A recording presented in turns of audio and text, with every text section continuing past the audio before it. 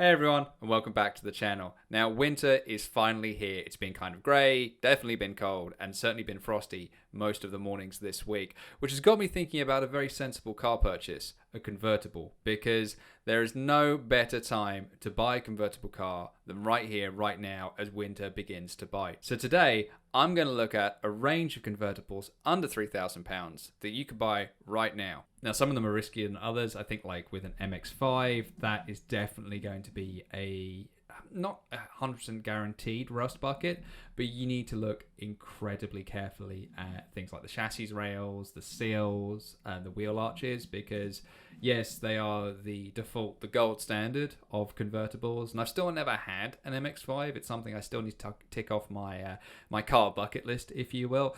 But I think at £3,000, it's just very, very risky because it doesn't matter which generation you have. They just never seem to nail rust proofing particularly well. And I think that's a massive shame because they are fantastic cars by all accounts. As I said, I've never driven one, but they have to be good if everyone still keeps raving about them. This one does look quite funky.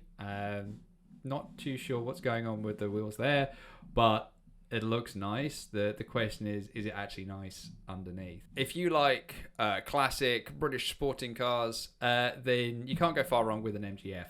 Yes, it's got hydrogas suspension, which is quite rare these days, but it's supremely comfortable. This one's already had the head gasket done, so you don't necessarily have to worry about that so much.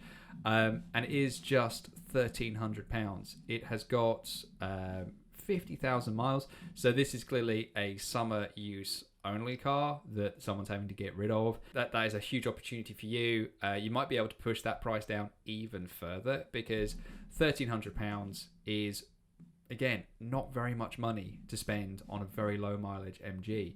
For £1,300 and maybe less if you negotiate well with that MOT history, you push them on the rusty front subframe, then that would be actually a quite cheap amount of winter motoring. And then you can sell it in the spring when someone actually wants to buy a convertible. So you might be able to make your money back. So the E46 BMW 3 Series with the 3-litre engine, so that's 231 brake horsepower. That's quite rare to find at this price point these days because these are really becoming quite a rare car, and if it's been well looked after, then this is going to be a lot of fun. Downside, it is the automatic, and wow, those seats need a massive clean, but so far, not too bad. That looks quite nice. Roof looks in good condition, and that's a big thing you need to check with any convertible, making sure that roof is nice and watertight and not leaking. Apart from the seats looking like someone died on it, they don't look too bad. And to be honest, with a car of this generation, you might be able to find a set of replacement leather seats in a scrappy as well. So just because that seat is looking tired, that's a negotiating point. It's not a deal breaker. But for £1,990, that could be a fantastic car. And also has 4 seats, so it's quite practical. You know, a lot of convertibles are only 2 seats, so they work fine if you don't have kids. But if you do, it's quite challenging to have a 2-seater. So for me, myself, I'd be looking more towards a 4-seater than a 2-seater, just because if I do need to transport the kids, then I can do. It's difficult to put a car seat on the roof of an MX-5. Mid-engined, Toyota MR2, the slightly unloved Gen 3 MR2. Everyone quite likes the Ferrari F355 shaped Mark II MR2.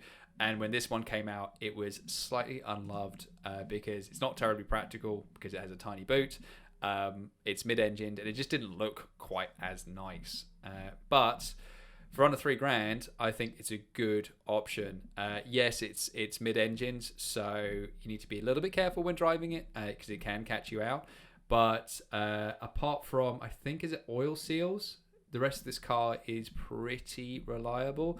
I think you need to make sure that there's no blue smoke at startup and that the engine sounds good through the rev range. I think the rest of it is pretty robust. And again, Japanese car, you need to make sure you check for rust as well. But for under £3,000, what was this one up for? Yes, a whole pound under £3,000. One car that is very rare at this price point is the Lexus SC430. Now, I love Lexus as a brand. I've had multiple ones. I've had an LS400, I've had an RX400H, I've had an LC500, I think they're a fantastic combination of build quality, reliability, fantastically comfortable on the road, and it's not necessarily going to explode. Now, the SC430 was pretty much rubbished when it was launched.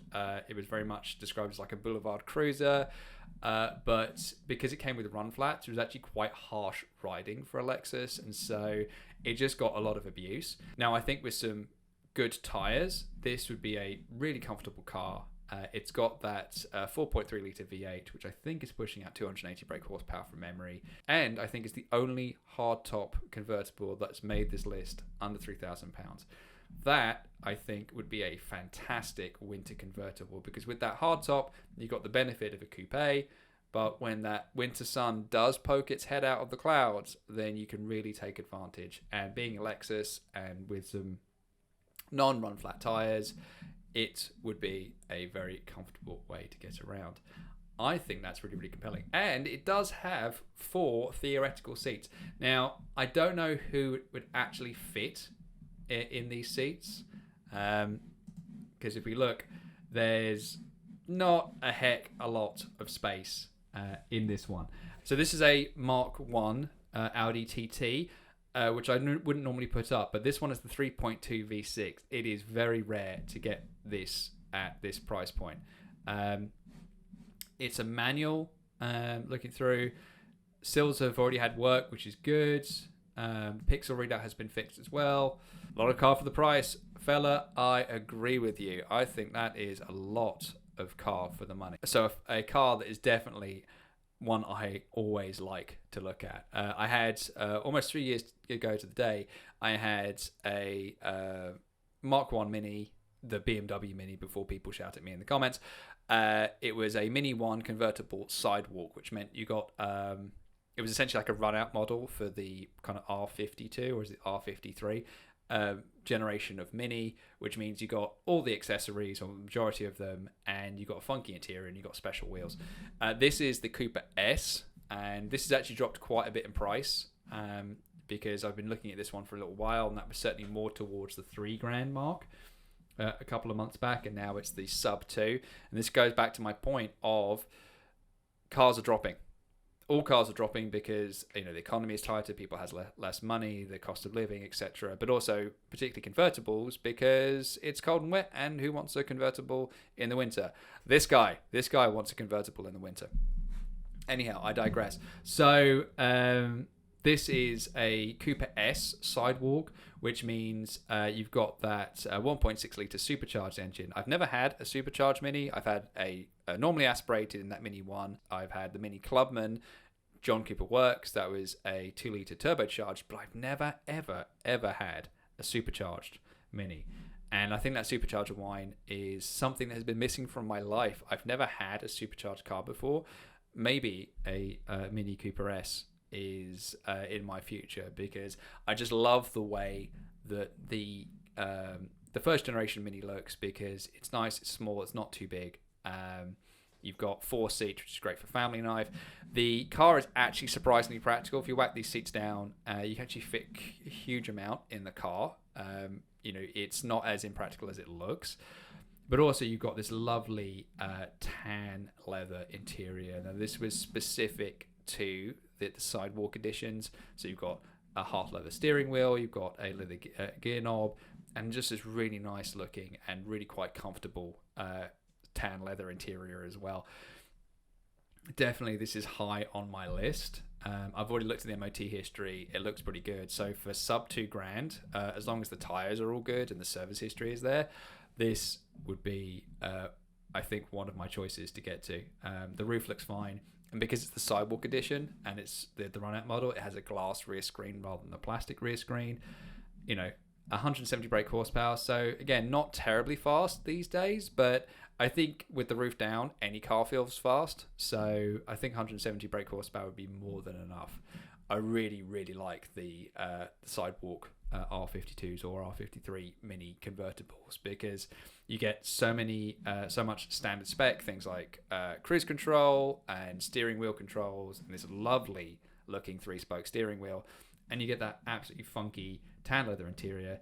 This looks to have the Harman Kardon sound system as well, so you know it's going to sound great. That looks like a lot of fun to me. I think the SC430 and that mini sidewalk, that Cooper S sidewalk, would probably be one of my choices. Maybe it was the BMW 330 convertible. Let me know what you think you would choose. Would you buy a convertible in the winter? Am I mad? I was hoping that the Cayenne would be back from the garage, but it's still having some work done on it. So there'll be an update on that portly 4x4 coming up soon. But as I had some new equipment to test out, I thought I might as well do a little video on what I'm currently looking for my next car. And with that, we're done with another episode. If you watched this far, thank you so much for watching. I really hope you consider liking and subscribing. And with that, I'll catch you down the road.